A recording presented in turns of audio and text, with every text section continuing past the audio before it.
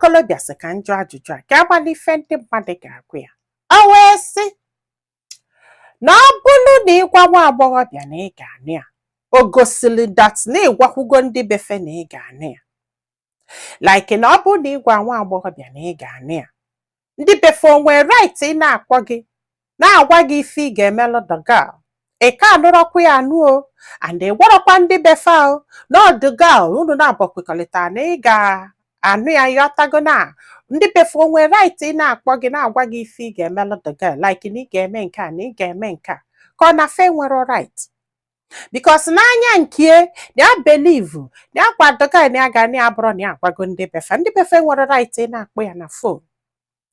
Akụkọ so this question ga drop tomorrow morning. Gwa anyị filo na comment section maka na ọ ga-enyelu this guy aka iji ma ife ọ ga-eme.